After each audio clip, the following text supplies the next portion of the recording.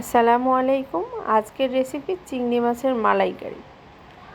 প্রথমে চুলায় একটা কড়াই দিয়ে তাতে সামান্য পরিমাণ তেল গরম করে নিব।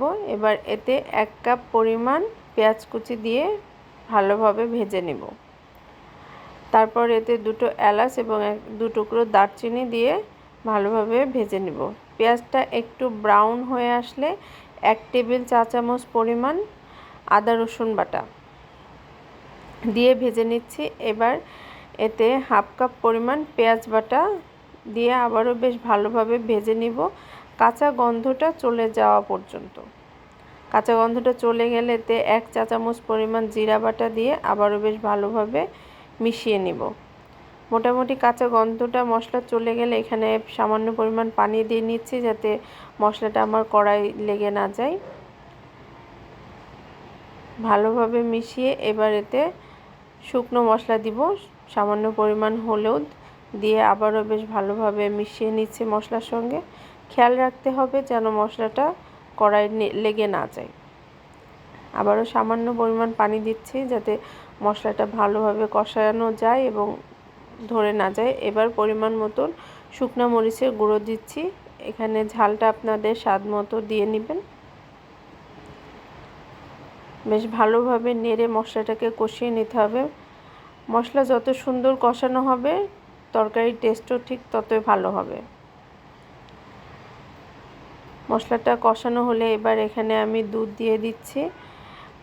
এখানে টক দই থাকলে টক দই দিলে খুব ভালো হয়। আমি দুধ দিয়ে নিচ্ছি। দুধটা বেশ ভালোভাবে মশলার সাথে মিশে গেলে তারপরে আমি লেবুর রস ব্যবহার করব।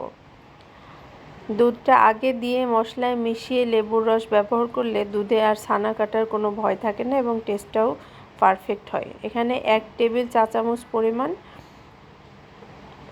লেবুর রস দিয়ে নিচ্ছি। ভালোভাবে আবারও মিশিয়ে নিচ্ছি। এবার পরিমাণ মতো লবণ দিয়ে নিলাম। লবণ দিয়ে আমি আবারও ভালোভাবে মশলাটা মিশিয়ে নিচ্ছি। মশলাটা কষানো হয়ে গেছে, উপর দিয়ে তেল ভেসে উঠেছে। এবার আগে থেকে চিংড়ি মাছ কেটে পরিষ্কার করে হলুদ এবং লবণ মাখিয়ে রেখেছিলাম সেই মাছটা এবার মশলার মধ্যে দিয়ে দিচ্ছি। আমি এখানে মাছের খোসা সহ দিচ্ছি, আপনারা চাইলে খোসা ফেলে দিতে পারেন, তবে খোসা ফেলে দিলে মাছটা খুব ছোট হয়ে যায় সাইজে দেখতে, এই কারণে আমি খোসা রেখেছি। এবার খুব আলতো হাতে মাছটা উল্টিয়ে মশলার সঙ্গে কষিয়ে নিতে হবে।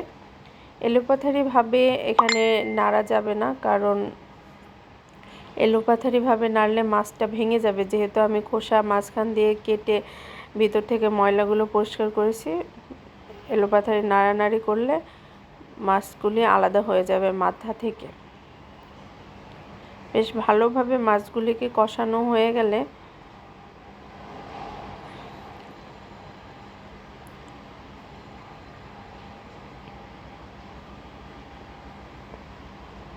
আমার মাছগুলো কষানো হয়ে গেছে। এবার আমি এখানে নারকেলের দুধ দিয়ে মাছগুলিকে রান্না করব। নারকেল দুধ দেওয়ার কারণে টেস্টটা খুব সুন্দর হয় চিংড়ি মাছের এই মালাইকারির। খুব অল্প এবং ঘরে থাকা উপকরণ দিয়ে এই রান্নাটা করে নেওয়া যায়, খুব মজার হয় রান্নাটা। আমি নারকেলের দুধ দিয়ে 10 মিনিট মতো রান্না করব, এর বেশি রান্না করব না, কারণ চিংড়ি মাছ যদি বেশি রান্না করা যায় ওভারকুকড হয়ে যায়, তাহলে ভিতরে মাছ শক্ত হয়ে রাবারি টাইপের হয়ে যায়। এজন্য চিংড়ি মাছ খুব অল্প সময় রান্না করতে হয়। এখানে স্বাদের জন্য কয়েকটা কাঁচামরিচ দিয়ে নিলাম। এবার স্বাদের একটা ব্যালেন্স আনার জন্য সামান্য পরিমাণ চিনি দিয়ে নিচ্ছি। এটা অপশনাল, আপনারা চাইলে নাও দিতে পারেন। ব্যাস হয়ে গেল আমার চিংড়ি মাছের মালাইকারি।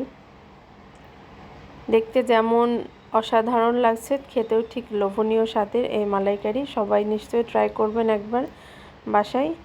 আজকের মতো ভালো থাকবেন। আল্লাহ হাফেজ।